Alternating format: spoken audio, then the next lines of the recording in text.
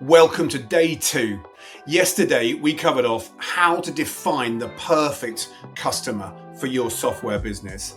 And today we're talking about verifying product, pain, fit. Verifying, building evidence that your product solves visceral pain that is being felt by your customers. Because if it doesn't, they're never going to buy your software. And as we said yesterday, we don't have the time, we don't have the money, we don't have the resilience to be able to sell our software or market our software to organizations that aren't feeling the pain. You wouldn't sell paracetamol to someone who hasn't got a headache, right? So we have to get this pain matched up to organizational challenges. Yesterday, we looked at perfect customer profiling, product, pain, fit.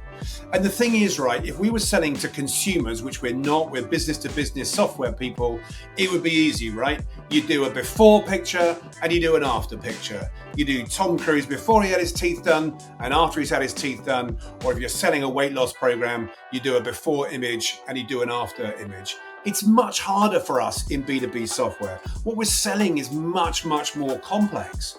And therefore, what we need to do is we need to create a visual pain statement. The purpose of this is to gather irrefutable evidence, cannot be denied, that your solution solves a visceral pain for your prospects who are consciously frustrated about the fact that they're losing clients, or they're not winning clients, or they're losing margin, or their processes are slow, or they're not efficient, or they're not getting to market quicker enough, or they're not growing fast enough, all of which, or some of which, you can help with your software.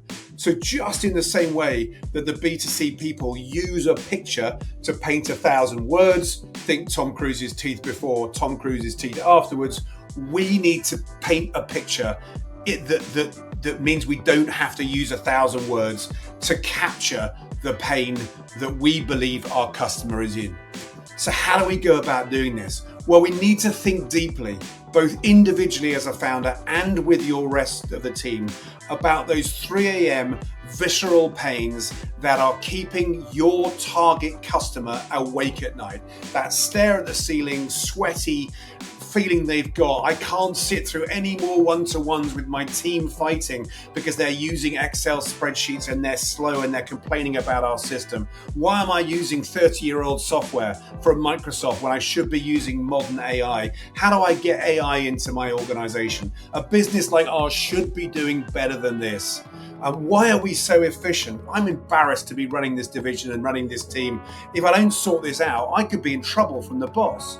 Or maybe they're thinking, if I can fix this, I could make a real impact on this business. Might this get me promoted? Might this get me a pat on the back from my CEO? I'm ambitious, I want to do well. We are always going to sell, and we'll come onto this in the messaging piece we'll do later in the week. And we want to be playing a message of them thinking, who can I turn to help me fix this problem? Okay? And you think deeply about what these problems are and you write them down, you write them in a list. Use ChatGPT if you want to. And what you do is you gather your team together, you gather your directors, your friends, anybody that can help you in a room. You shut the door, you turn off your phones, you turn off your laptops, you get whiteboards out, you get post-it notes out, but you are building a visualization, one slide.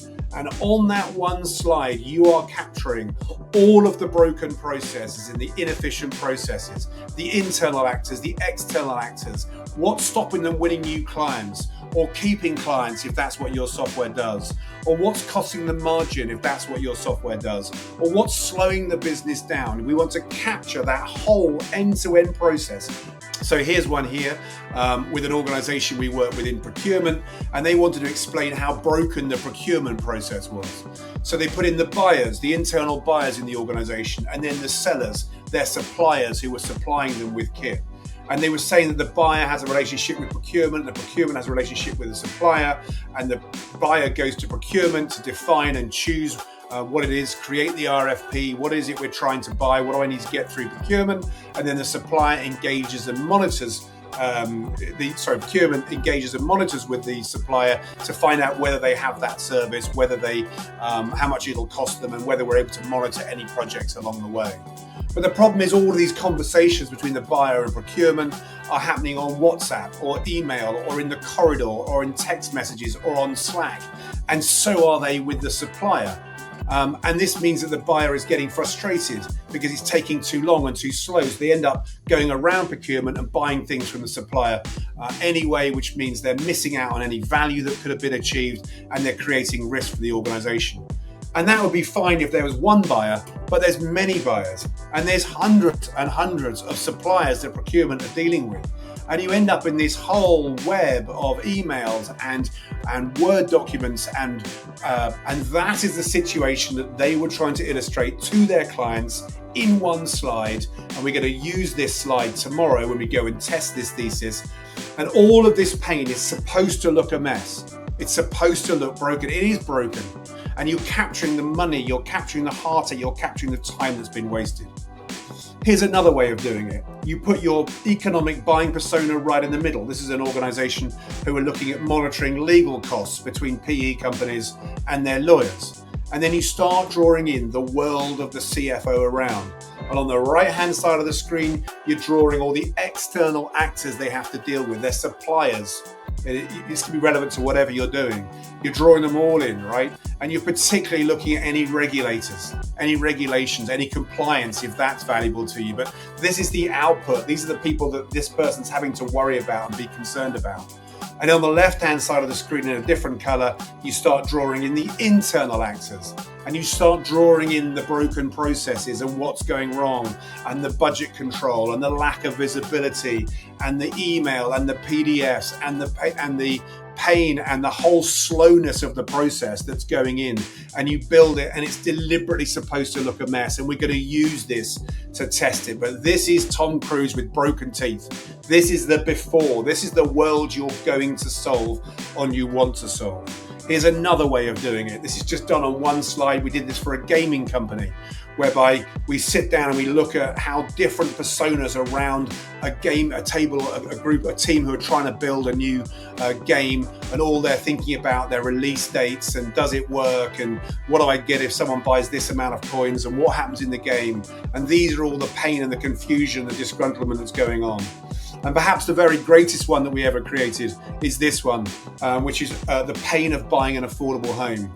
And again, we're drawing in the actors. These are the people looking to buy the home. They don't know where to start. Everything's called a different name. They're constantly having to deal with housing associations and IFAs and lawyers. They don't know where to search.